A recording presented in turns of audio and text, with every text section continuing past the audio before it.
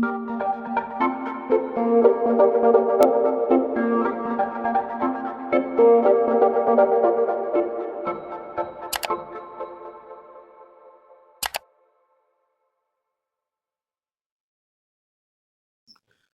magandang hapon mga ka-farmer. Kakauwi lang natin galing sa trabaho. So, pinuntahan lang natin saglit itong ating farm para kumbaga pag-update tayo ng konti kasi sa wakas sumikat na rin ang araw kasi talagang ang tagal na nag-ulanan kasi nga dahil sa bagyo. So, samahan niyo ako. Ikutan lang natin itong ating mga tanim. So, ito mga ka-farmer, yung ating mga tanim, itong ating mulberry na tinanim lang natin dun sa maliit na lalagyan. So, yan, kung makita nyo, namumunga na. Medyo malalaki din yung bunga. Nakakuha na ako nung nakaraan. Masarap naman yung bunga. So, ito yung ating sitaw din na namumunga na rin. Medyo mahaba na rin yung mga bunga. Tsaka yung nagkakaroon na rin siya ng bunga doon sa ibabaw. So, ito namang mga mustasa natin dito sa baba. Yan, nakuha na yung iba. Kumbaga, ito nung natira, mga magugulang na ito. So, pagkain na lang ito ng ating tortoise. Tapos yung ating okra na humapay na. Tapos ito yung puno ng mulberry na kinukuha na natin ng dahon para dun sa ating tortoise.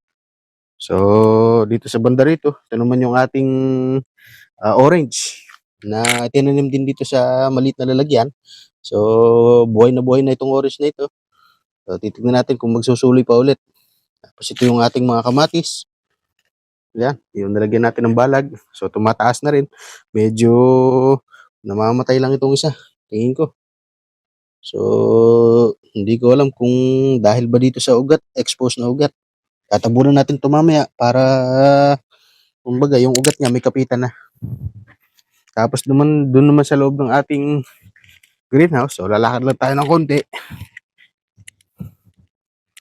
Narito yung ating mga tanim na okra din na nandito. Tsaka yung kamatis. Pero yung kamatis na yun mukhang ini-insekto. Kaya mukhang hindi rin talaga magkakaigi ang kamatis dito kasi nga napakaraming insektong kumakain ng mga bunga. So, ito rin yung mga mustasa natin sa plant box na malalaki na rin.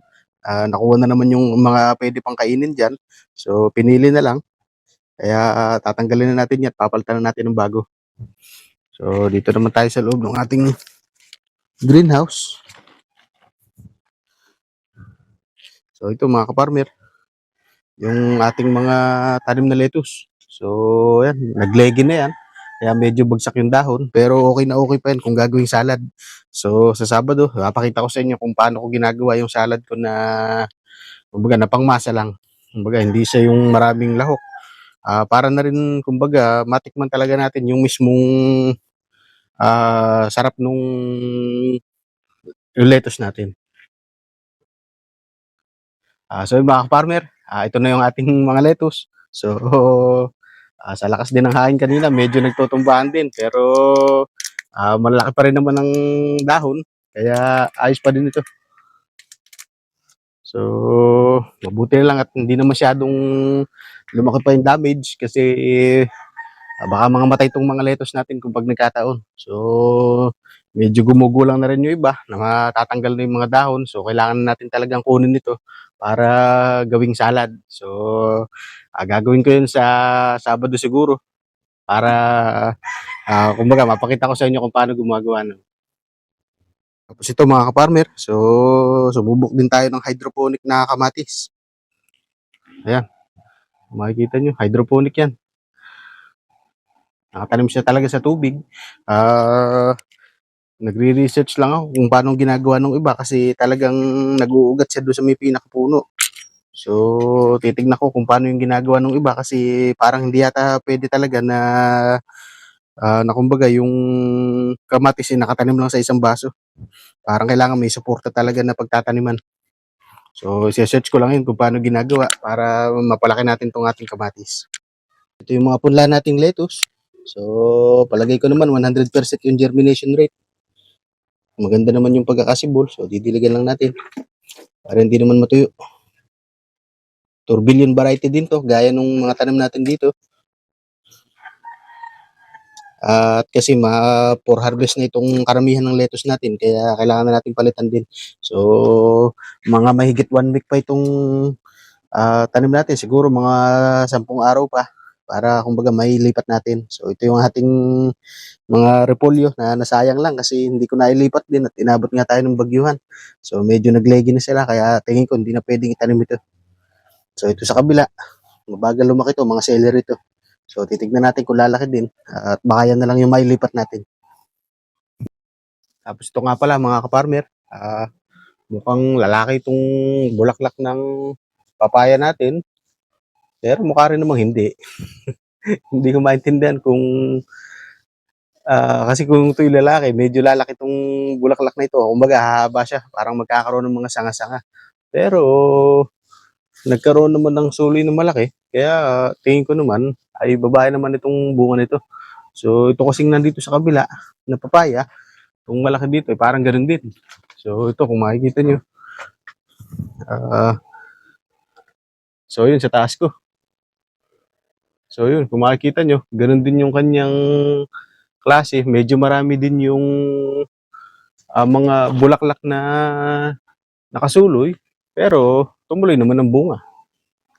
So titignan na lang natin kung tutuloy na lalaki ito. Kasi kung lalaki nga yung lalabas doon sa papayang yun at hindi siya tutuloy ng bunga, ay kailangan nating gawan ng paraan. So marami namang ginagawang technique yung mga farmer na nagtatanim. Napapanood ko lalo na doon sa China. Kumbaga parang tinutusok nila yung puno o ginagayatan nila para magbago daw yung gender nung papaya. So possible yun. Yung iba nilalagyan din ng turmeric. So titignan natin kung lalaki nga ito, sasampulan natin yung mga technique na yun kung talagang totoo yun.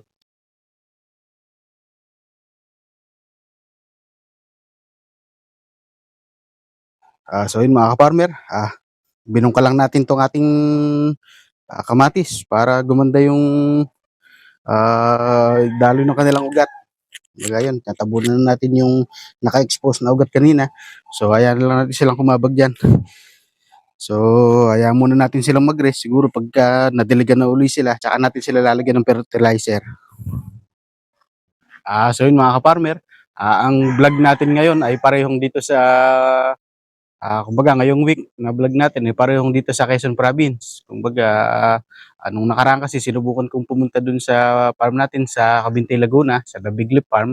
Kaya lang sobrang lakas ng ulan, kaya umapaw yung ilog. So, hindi tayo makakadaan kasi nga, gawa nung ilog natin, nung hindi kayang pasukin kasi ng sasakyan. So, minabuti ko na 'wag na lang tumuloy para kumbaga sa kaligtasan na rin natin. So, sa Sabado siguro kapagka maganda ng, panahon, yun puwede na tayong pumunta dun. So, maggagawa na lang ulit tayo ng vlog tungkol sa update dun sa ating mga alaga dun. So, samahan niyo lang ako sa susunod na Sabado. So yun lang muna mga ka-farmer, nag-update lang tayo ng konti dito sa ating taniman. Medyo pumapangit itong ating taniman dito kasi nga medyo hindi ko maasikaso ng kaunti yan. So, sa susunod tatabasan natin 'to para kumbaga yan, tatabasan natin para kumbaga luminis na uli. Tsaka aayusin din natin yung ating plant box tsaka yung ating greenhouse.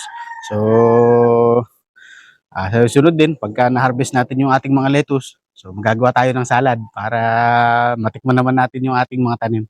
So, ay lamang muna mga ka-farmer. So, maraming salamat sa inyong panonood.